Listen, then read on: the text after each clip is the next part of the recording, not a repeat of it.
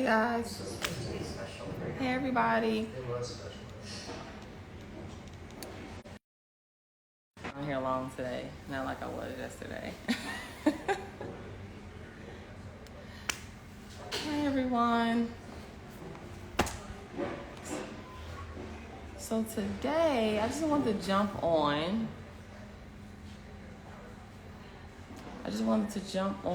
And come on in. Hey guys. How you doing? I'm not gonna be long today, I promise. Let me know how you doing. Hey. Today is a really large work day. Busy day, I'm sorry. Stop. It's freaking dog over here. Hey guys, how you doing? Come on in. Today I want to talk to you just really quickly. Quickly. Today. I'm not gonna be on here long today. So today I want to just talk about, why you can still land a high payroll even with the growth of AI and automation. Can you hear me? Let me know. Can you hear me? If you can hear me, let me know. Can you hear me? Hey. Let me know if you can hear me. I hope my signal is good because I'm on a different Wi-Fi. Yes, you can hear me. Okay, cool. So I'm not going to stay long today, but I do want to talk about a few things. And really, today's topic is just why you can still land a job. Why you can still land a high-paid job even with the growth of AI and automation. And I just want you to, I don't care if you're not looking at joining my program. I just want you guys to have faith that there are still opportunities out there. Yes, I just want you to have faith that there are still opportunities out there and looking at the market and not being scared because of the growth of AI and automation. Okay, I want you guys to realize this. Write this down if you can or just notate it. All right. And like with technology or companies, there's still things behind the scenes that has to be valid, that still needs human validation, verification, business process setup and automations. All of these things still are driven by a human interaction or human oversight. All right. So I want you to remember that with the growth of AI and automation, technologies and business processes still need to be created, tested, and maintained. All right. Y'all write that down. Created, tested, and maintained. So with the growth of AI and automation, even if you're not looking at joining my program, all right, even if you're not looking to be a software tester and you're looking at something else or another career, I want you to put yourself in a seat to realize that software companies or technologies and businesses still need things to be created, tested, and maintained. Y'all got that? And this is why you still will be able to land high paid roles, even with AI, even with automation, even in a recession, because companies still need you to create, maintain, and test. Got it? Now, what side of that are you going to be on? That's then your skill set. Can I work well doing an internship? Yes. Yeah, it's considered self-paced. You do it before, after work, and then you join the calls and you're in the private chat. So you got that? So the reason why you still in the growth of AI and growth of automation, the increase of AI and automation, even with the recession, the reason why you still be able to land a high payroll because companies still need you. They still need human interactions to oversee. All right. They still need human interactions to create. They still need human interactions to test, to maintain. All right. How can you find startups that's hiring? I can't even say that I specifically know because I don't just look for startups in any way. So I would literally say GTS, Google that. That's just very raw and transparent. No, I do not teach automation right now. The whole focus of Road to QA is to help people pivot into QA and then grow that way without all of that stuff. We are going to be adding we do like an intro to automation, but we inside of Road to QA in an internship. And then we're looking to add in some intro to automation but the whole goal is that everyone doesn't want to go automation way. So Road to QA is designed for you to get you in and pivot you in for you to land that first one. And then from there, for you to skill up and position yourself so that you can become a BA, a Scrum Master, or product owner and stuff like that. Internship is 2 weeks. So you take the program, you self-pace the program, and then from self-pacing the program, you join one of the internships for the current year that you enroll in Road to QA. You have to join an internship experience. It's considered optional. So if you don't use it, you lose it. And you join an internship experience within a year that you join. Do you help people even if they haven't went? No, I don't do anything outside of Road to QA. You have to be a student. All right, so again, remember, I want you guys to keep faith. I don't care what would be your next career after QA. Quality assurance tester, it depends on the person. You can go hard skills, or you can go hard skills with skill sets. So you can go into API testing, automation. You can go to ETL, data analyst. You can go into cloud, services, stuff like that. Or you can go more leadership, project management. You can go more product owner, Scrum Master, BA, leader. So it just depends on, everyone is different. Some people, some individuals may not feel like they want to go as technical, so they want to go more project management, and then vice versa. You can have 2 jobs in QA. I'm not going to say you can have 2 jobs in QA, but I've held 2 and 3 jobs in QA, and I have several students that have 2 before. Just make sure that you know if you sign any NDAs and stuff like that. And again, be on company time the right way. That's just what I'm going to say. All right, so the whole point of this was for me to say why you can still land a high-paid role, even with the growth of AI and automation, even in a recession. And the reason why is because programs, applications, softwares, companies still need you to create, maintain, and test. What side of that skill do you want to be on? Even if you don't want to be a tester, right? How can you create, maintain, or test? So even with maintaining, that's project management stuff. All right, just know what you can get away with, right? If the internship date is original, it doesn't pick you right. If the internship date you originally picked doesn't work, once you're in the program, you're just going through the program, then you'll choose the next one. But you have to do the internship within the year that you actually enrolled in Road to QA. That can always be changed.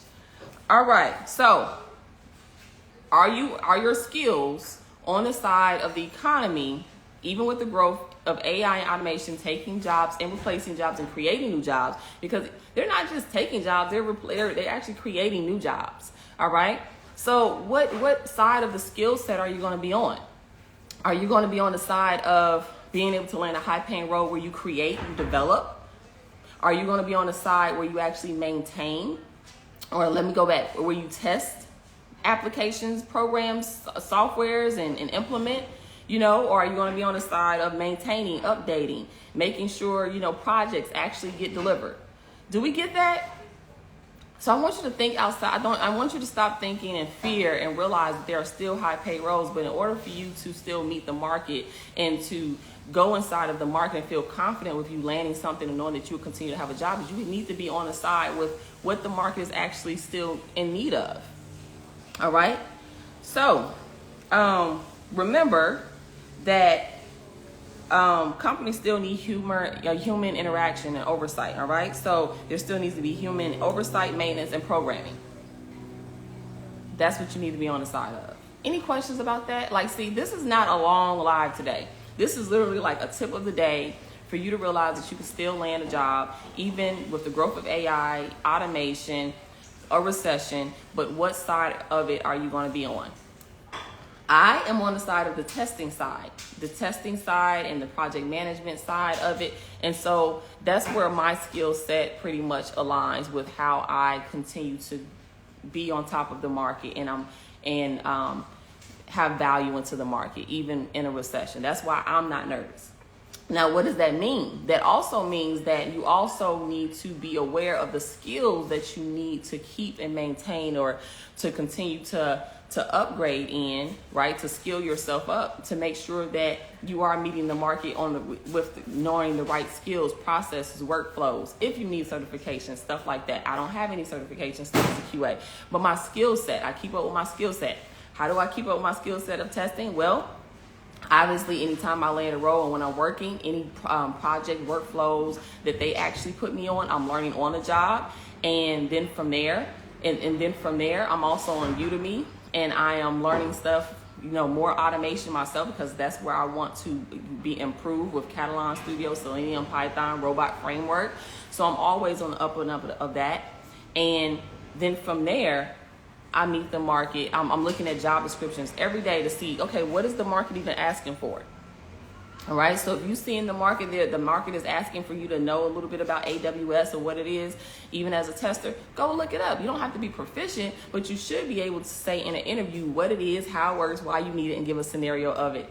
Got it? Do I need to go over that again? Let me know. So I'm just going to meet the market, you need to have the right skills. So no matter about, it doesn't matter about the growth of AI and automation.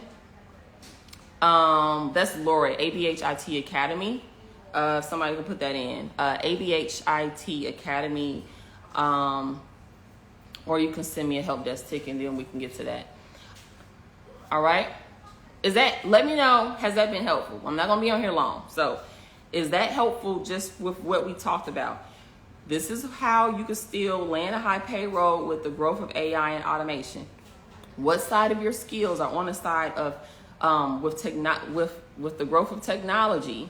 All right, can you create? Do your skills allow you to help create, support companies to create softwares, programs, applications, to maintain them, to test them? So even to maintain them or to create, that's also the side of project management. All right, to get them into the market, to manage them in the market, to manage the processes, the teams, the workflows. And then from there, what skills? Go acquire those skills. So what side of it are you going to be a part of it? And then go acquire those skills. And when you go acquire those skills and you go into the market, you should be able, you should be able to speak to whatever skill set you learn, why you need it. Okay, yeah, be able to, in the market, be able to speak to whatever skill set. So if I ask you, what is database testing, right? You need to know what is database testing, right? Why do you need it? How do you use it, or what tools do you use it? And give a scenario of it. That's how you master your interview.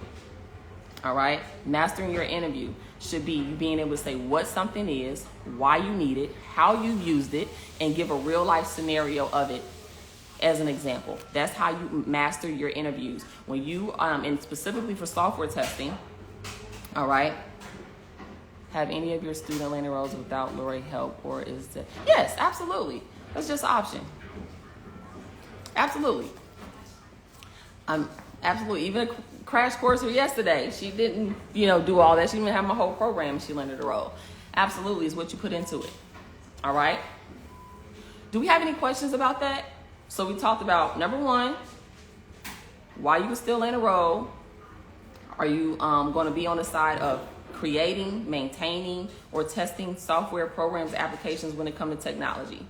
All right. What type of jobs and roles come with those responsibilities of creating, maintaining, and testing? What is that? Oh, those eggs? I'm like, what does that smell? Sorry, my husband in the kitchen, a little egg smell. Next, how do you master an interview? Well, how I say you master an interview is you say what something is, why you need it, how you use it, and give a scenario of it in and give a real life scenario of you in a day of it. Did you just answer my question? I don't know. It's going really fast. I see you saying you're confident in software testing.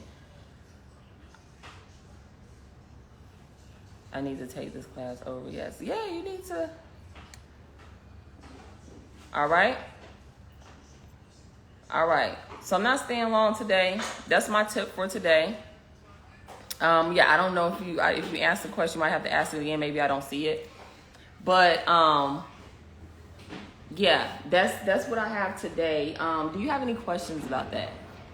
Because when it comes to software testing specifically, yesterday I had people saying, well, is AI going to take our jobs, our testing QA jobs? I can never tell you what's going to happen in the world. I don't think nobody can, right? That's just being real. However, I don't foresee that. You have to remember that companies still have budgets. They still need budget, time, and resources to implement new technologies, AI, and automation. All right? So even for a company still has to allocate budget, allocate time and resources to implement, oversee, create, or maintain AI automation. Do we got that? So is that, no, I don't think things are just going to, something's just going to wipe out our job. No, I think what needs to happen is your skill set needs to improve. Your understanding on how to use certain tools, your understanding of staying on the up and up on the different types and ways of testing and testing tools and ways that you can test to save time. And also you being able to support the implementation of any AI or automation testing. I'm starting out with Odin Project as a beginner. I'm not sure I know what that is. I have a bachelor's degree in organizational management, master's in teaching, wondering if 70K is realistic. Absolutely. I've had students average. I personally say go for 70K at the minimum. But if you look on my YouTube or down my feed, I absolutely have had students land jobs anywhere from 70K to 105. For their very first one. And again, it's because I don't teach you to position like it's your first one. I teach you how to use transferable skills, experiences, along with your newfound skill set, and position like pretty much a junior to senior QA. All right, we don't show up as newbies. At least that's what I don't want you to do. When you show up as a newbie, you get newbie money. When you don't show up as a newbie, you get senior money. Got that? Do we got that? That's the difference between the person trying to show up also as a manual QA versus a QA analyst, QA engineer. All right? Or entry level versus senior, junior positioning. All right? I don't like any of my... Awesome. We'll see you inside when you join. And if you want to learn more about what I do, I am a software tester, and I teach you how to become a software tester. I personally have had and held 7 remote QA jobs within the last 1.5 years. Coming from making $40,000, and my most, I think my highest I've gotten paid was like $147. I've helped my family also land QA roles. You can see that all of my free training if you click the link in my bio. And then I now have helped almost 60 something people land roles in the last 1 year. And we just launched the internship experience where you also get hands-on with the program too as an optional experience when you join Road to QA. So if you want to learn more, click the link in my bio to watch my free training and learn more. With your program, is it good if we learn other skills? Absolutely. I mean, now I don't teach you Python and Selenium. So again, Road to QA is strategically designed to focus on the person that's pivoting and also the newbie. So it's really focusing to position you so you can land your first one without all of that stuff. I teach you that you can land roles without doing or knowing automation proficiently in any way. So that's how I position you. I teach you front-end testing, back-end testing, middleware testing. So front-end functional testing, manual testing with some back-end API, some back-end or middleware API testing and back-end database testing and positioning. And that's how my students land their jobs, no certifications, just skill set, transferable skills, and being able to speak this stuff like you've been doing this upside down for years. So that is the goal of Road to QA. However, absolutely, I think Python and Selenium is a great route to go. In fact, add Python, Selenium, and Robot Framework, and you got money right there if you're going to go that way. My year description is always over. Is it possible to renew to continue to study in your course?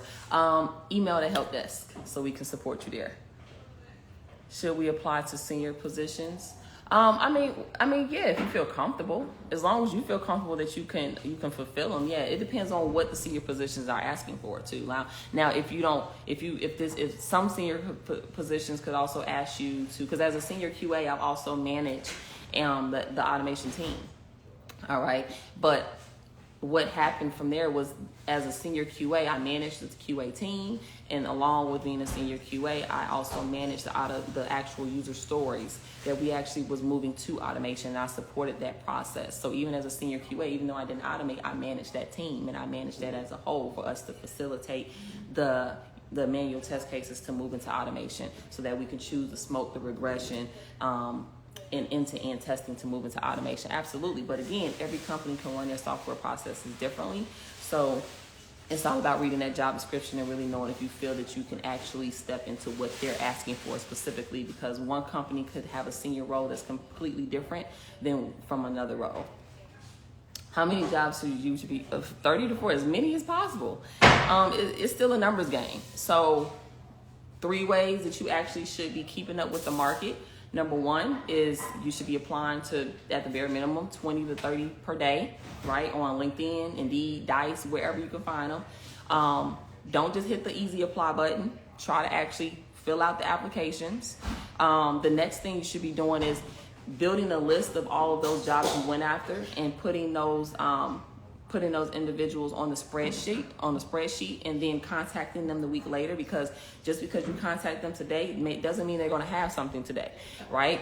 Or even if you contact them and maybe you're not selected, they may have something tomorrow, but they're not thinking about you because they get 100 new applicants every single day. So you need to have that next spreadsheet. So that's number 2. Then, of course, obviously, your LinkedIn, building those relationships. Don't just go on LinkedIn and then just saying, hey, I'm looking for a job. No, go find something that a recruiter actually put out. Make sure that it actually is something that you can fulfill and you feel that you're a great candidate for. Apply for it, and then come back and reintroduce yourself. Those are 3 ways that you can stay on top of that. So we got to go above and beyond. If you feeling jiggy with it, shoot a video of yourself and introduce yourself. That's how I landed one of my jobs.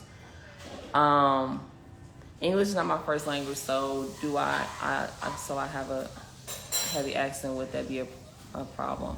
I mean, I can't say specifically. I would say that's going to be you kind of just depending on from company to company. As a African American or Black girl, most of the time I have been the only Black person on a team, and most of the people were either Caucasian or Indian.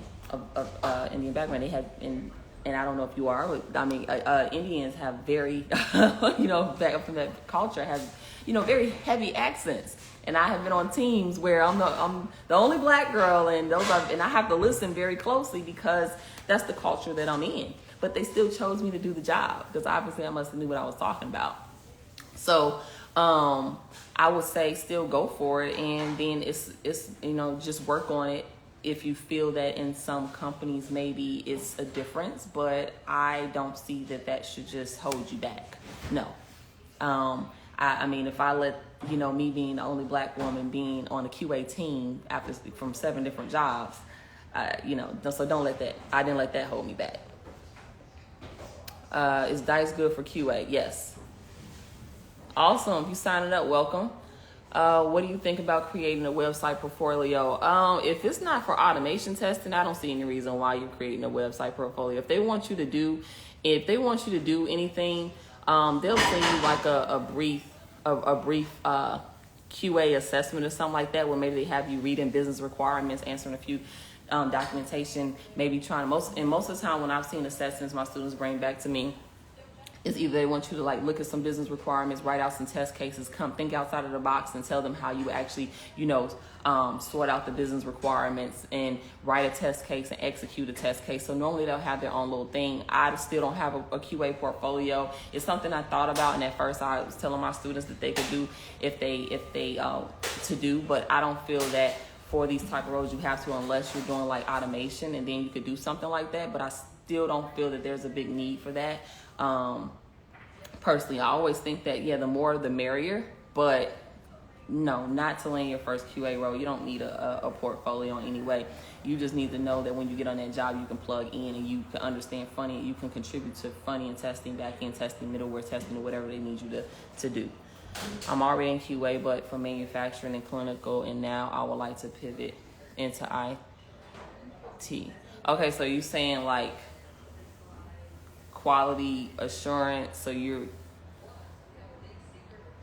how much is the course and is there a payment plan? We have a payment plan option. If you go to the link in my bio, I don't have it here right now. If you go to the link in my bio, yes, you can watch my free training, and the course is currently $697, or you can use the code HIGHPAID100 and you can get $100 off to join us, because we are going up to $997, and that price currently includes you going through a 2-week internship after you go through the training, and you can go through a 2-week internship where you actually walk away with your skill set so you can actually be confident. I want to know if Shawnee is the girl from yesterday. Did she add QA to her resume to get that popped in? Yes, she did. Yes, she spoke to QA from a perspective. I don't know exactly what her resume looked like, but I think she did say yes to that. Signed up for Road to QA. I recently signed up in the contest for that. Thank you. All right, what else we got? I'm about to get off. Hey, long time no see, Bert. How we doing? How you doing? How you doing? Oh my goodness, that's one of my first RTQ graduates right there, y'all. What's up, man? Bert, if I remember, Bert, I think you came from being a welder, right? Yes, I do quality assurance for manufacturing and clinical. Yeah, just then you got transferable skills. Now you just, depending on, the language you need to, you already have experience that you're sitting on that's transferable. And then maybe you just need to have the articulation of what it means to actually, do testing from a software perspective. You still working in QA? I got to ask y'all. Are you still in QA, Bert? Yes! Same job or different job? Now, I'm telling Bert business, y'all. Bert don't get me. I know for a fact. I think you landed 2, but then you had one that was 55 an hour. I be remembering my students. Bert is one of my very first students, y'all, that landed a role. I did not have no internship. He had the first phase road to QA. I don't know if he know what the new phase road to QA looked like. How that baby doing? Stacking his paper. You mentioned the last video that you sent a recruiter video and showed your skills on what software. So that one actually wasn't specifically to QA. That was actually, I was working as a technical support, and I showed them how I knew how to use their software. And I sent them a video showing that I know how to use their software, and they hired me for the job. I didn't even interview. And I just DM'd, I went and I found all of the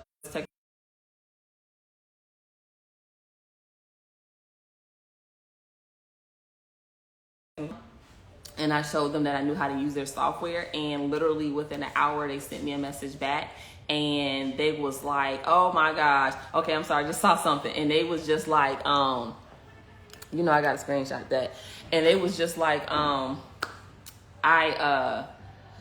Bert, you just made me lose my focus. So, you're not able to jump on, Bert? Oh my gosh, I haven't talked to you in a minute. So, what was I saying? So anyways, I sent a message to all the people on LinkedIn that was in the customer service, either manager or lead to that company, and then the HR, and then people started to open the email, and they got to the HR person. By the time it got to her, I guess the customer service manager was like, we want to bring her on. I never interviewed. So what I'm saying is you could still show your how you write test cases, how you use Jira and Zephyr, or how you run SQL queries, maybe shoot a video, introduce yourself, and show that you have the skill level and send it out to them. That's what I'm saying. Do you get that perspective? Oh my gosh. Bert, okay. I'm halfway into your class, and I want to know if I should add it. I'm going to add it to my resume and see if I can land a job. Well, no, don't add the program. You want to only be doing your transferable skills, and then if you do the internship, that's where experience comes into play. Bert, hold on, I'm coming back. Hold on, okay. Bert, you said, yes, I am. Same job, and got a senior QA analyst with another company. What? So, oh my gosh, congratulations. So, Bert is in here.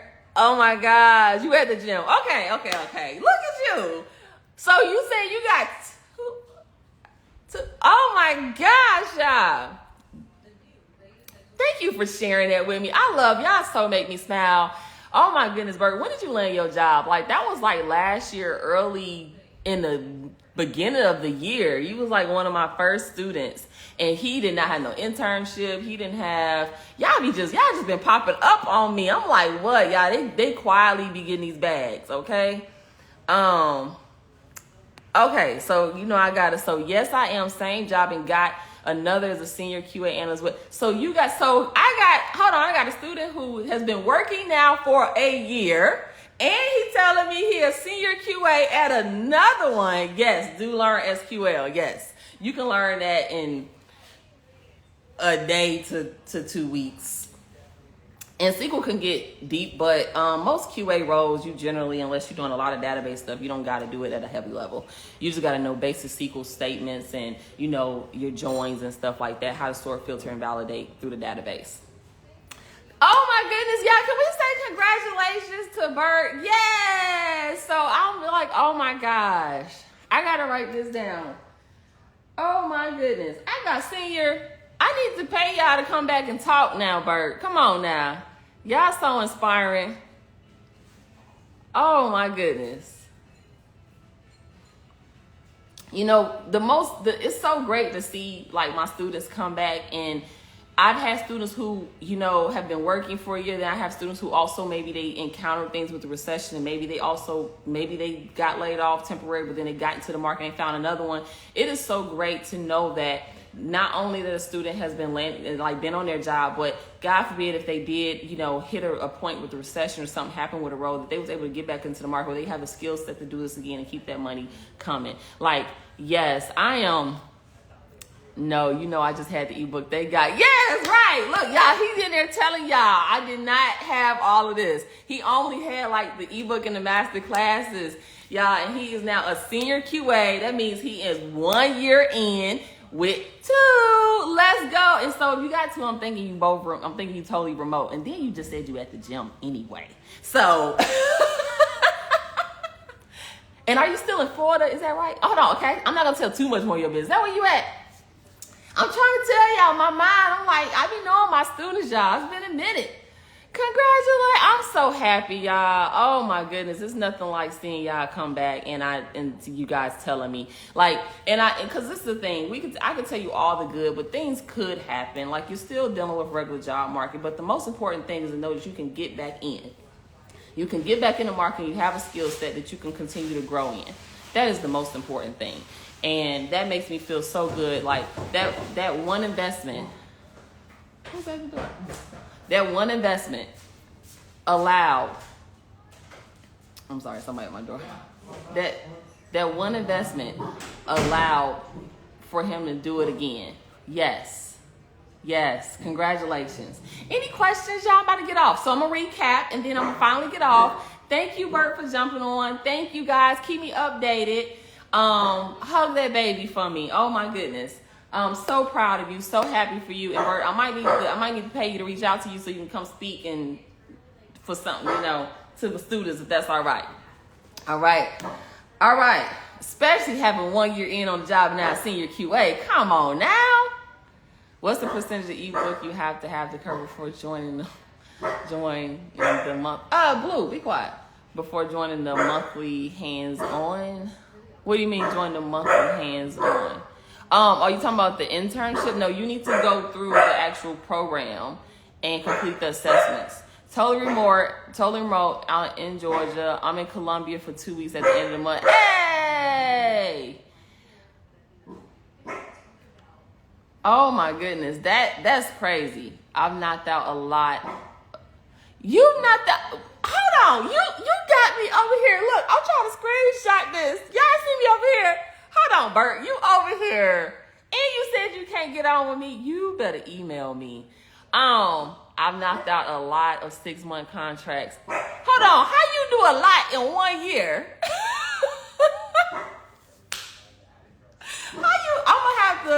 I'm gonna have to keep his face clear. I'm gonna have to keep his face covered. We're gonna have to do like a deep dive with Bert, because Bert said He got through his CQA remote, and he done knocked out a lot of 6-month contracts. What? How does one pivot if you're in health sector and you literally have no experience? Okay. Who is that? This dog. Oh my goodness. Congratulations. He got me so distracted.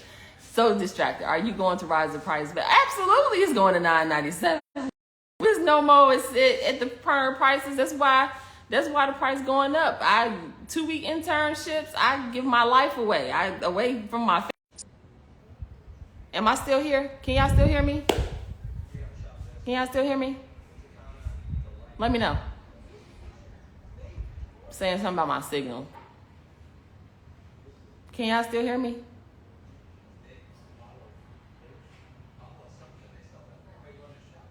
Yes? Okay. So, from the healthcare sector and you literally have no experience. Well, none of my students have experience when they first come on. I train them to do that. And now with the internship, you actually walk away with that experience. Right, Ayana? Ayana just got out of, if this is the right Ayana, she just got out of our internship experience. And she could tell you that she's implemented what she actually learned in the program through the internship. And now she should be getting into the market soon. So essentially what you need to do is don't think of your job. Think of your job from transferable experience and think about it from a project and from, we got to still link. Yes. Let me know when you coming. You hit me. Let me know when you coming. Yes. And drinks on you, Bert. You making too much money. You done made well more your road to QA investment back. So I'm just gonna tell you drinks on you. All right, you guys, if you guys are just jumping in, I'm just shouting out to one of my students, Bert. He's in the chat. He's letting me know that he's a senior QA. He got 2. He's been working now for a year. He done had different contracts, y'all. It's so great to see that he's been able to still keep going. Yes, Ayana, let's go. She about to hit that market. Let's go. Yes, Bert, Cabo, let me know. Let me know now, because I know I'm going to be moving around in July. But let me know. What was I saying? So, for transferable experience and for your pivot, remember, because I don't teach you, we don't break in. Any minute, Mr. Blaze, any minute. That page has been supposed to been published every single day this week and last week. And they're having an issue with some links and some stuff on the back end. So that price is supposed to be $9.97 right now. So I'm not here to tell you that this is not a sales pitch. This is literally like as soon as my team just press the button, it's going to $9.97. I can't tell you when. I'm waiting for them. That automation is like, bro, come on, Bert, automation. Oh my gosh, you better.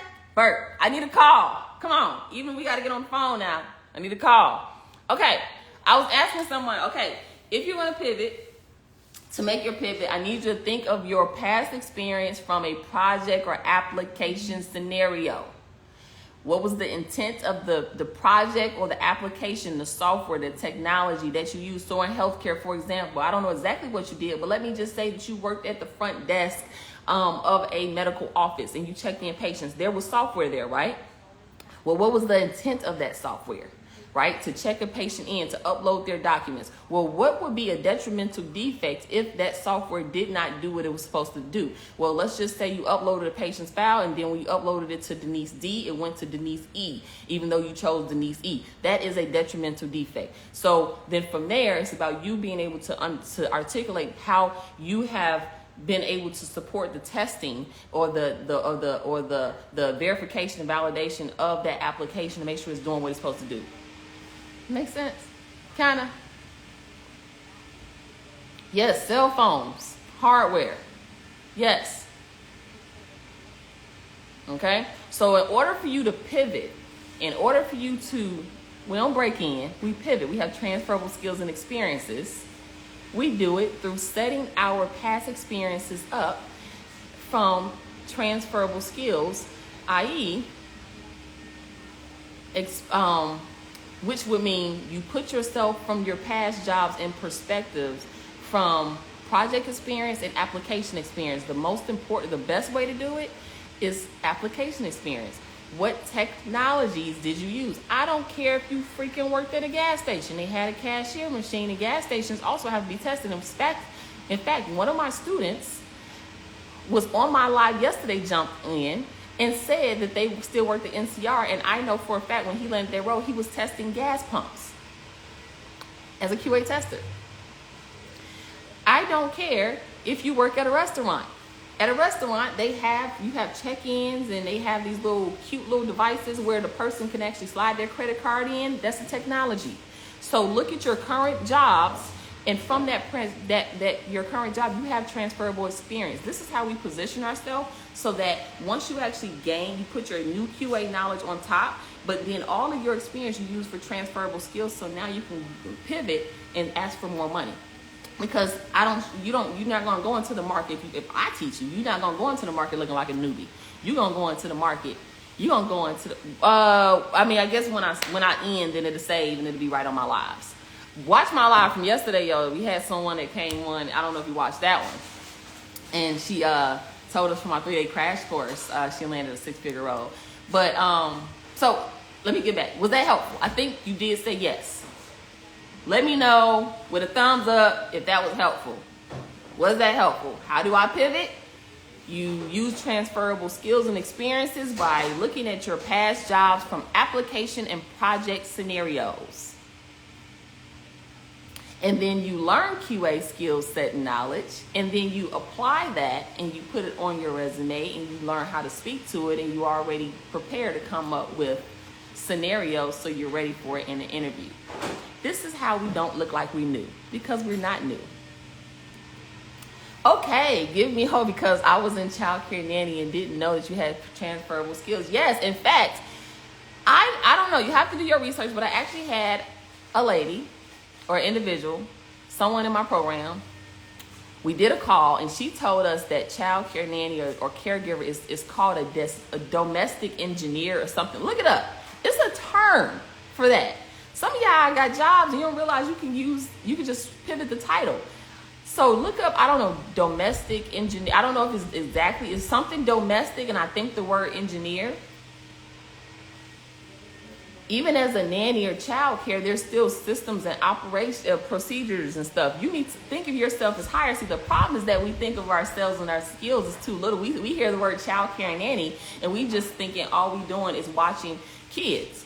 Okay, but that's management of the household. That's management of schedules. That's management and implementation of supplies and resources. Domestic engineer. Yep. Thank you. Domestic engineer. So you just think you work in child care and you a nanny baby, but you've been domestic engineering. Go look that up. Go look that up. Thank you.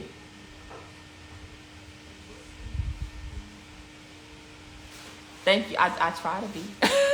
Thank you. I hope I hope you guys are getting something from this. I'm gonna get ready to get off. I think I did my job. So quickly, Bert jumped in. Thank you. I got some students in here. Thank you. I think I gave you guys a few tips. So remember, this is why you can still land a job. See, I had my notes today, so I could not be long. How do we deal with all the rejection letters? You thank them, ask them for feedback, and you go and you try to remember where you felt uncomfortable. If they don't give you feedback, you try to remember where you fell short or where you was uncomfortable at. And then from there, you thank you. I hope so. and then you try to we got to get Bert on here. So hold on. Let me go back. How do we deal with rejection letters? Yes. So if you get a rejection letter and they don't take you, first of all, I don't say that we bomb interviews. You're getting the butterflies out. You're going to need to do 1 to 3 or 1 to 5 interviews to get comfortable anyway. Okay?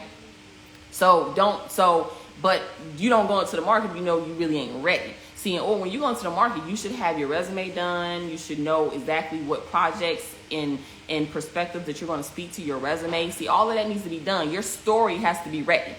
All right? Your story has to be ready. Your shift, your pivot, all of that has to be in alignment. You have to be ready for that, because that means that you know that they could possibly ask you that. You should be able to go down your resume. If they go down all of your jobs, you should be able to tell a story, all right, or tell your journey with that or your scenarios. Okay. So how do you deal with rejection? You take it, you ask them for feedback. If they don't give you feedback, you try to remember where you felt uncomfortable, where you felt short in. You go, you skill up, and you level up on that, and you stay in the market and you interview again until you get your yes. That's exactly what you do. All right. I got a testimonial tomorrow from one of my students, Lydia. She's going to tell you, she said, I bombed my first interview. I bombed it. She said, but I learned so much from that interview that I came back, I studied, and then I interviewed again. Awesome. All right. So I'm about to get off. Watch the replay. Last thing, this is what we talked about, why you still can land a job, a high-paid job, a role, even with the growth, and I'll say career, even with the growth of AI and automation, even in a recession, is because, remember, software, programs, applications, and technology still have to be created, maintained, and tested. What? Created, maintained, and tested. How do we land these high-paid roles? Well, do you sit in the seats to create, test, or maintain a software, program, and application? Or to manage a project? Where are your skills at? Go get the skills, look at the market, see what the market's asking, and go get those skills. Do we got that? All right. Remember, even with the growth of AI and automation, even during a recession, programs, applications, systems, technologies, external devices, mobile apps, all of these things, they still have to have some type of oversight, human oversight for maintenance or programming. Girl, I'm getting this program. I'm getting this program from all. Yes. And remember, you guys, sign up for the affiliate program so you can pay for referring anyone. All right. So I'm going to go ahead. I'm going to save this. I'm going to get off. If I miss you guys today, sorry, but I'm going to go ahead and save this. Watch the replay. I think we had some really good points. I went over as usual. Said I was going to come in here for 10 minutes. And I come over here talking to y'all all day, but it's okay. What's up, Jennifer? Is it true? Oh, thank you. What's up? Yeah. What's up? All right. So, any questions about what we talked about? Did we have a takeaway? If you had a takeaway, can I get I don't know, just give me an emoji or a thumbs up. If you had a takeaway. Can you just let me know you had a takeaway? Because that's my point. My whole point of me jumping in is for me to just give you a takeaway for today. Don't have to be long, just a little bit today. Let me know if you got a takeaway. Okay, I see some hearts, see some thank yous. Thank you. Just let me know. See some fires. Appreciate you. All right. Yeah, I just need to know you got a takeaway. 100. All right. So you can still land roles. You need to be on the right side of technology. If you're trying to make your pivot and you don't have any experience, this is definitely a program. Thank you. Awesome. If you don't know how to make your pivot, or if you feel like you're a newbie, which we are all newbies essentially, again, the whole focus of Road to QA is to teach you how to land your first software testing job or role without you knowing all of that stuff, any automation stuff like that. When I say knowing, I mean as far as you should still be able to highly speak to it and contribute to it, but you don't have to be proficient in the skill of actual automation testing, but you still play a part of it as a QA analyst, QA engineer. All right. So I'm going to go ahead and get off of this. I'm going to save this. You guys catch the replay, and I will maybe see you tomorrow. And tomorrow I'm going to go over some jobs because tomorrow is my job review Friday. So I'm going to do it live tomorrow at 1. See ya.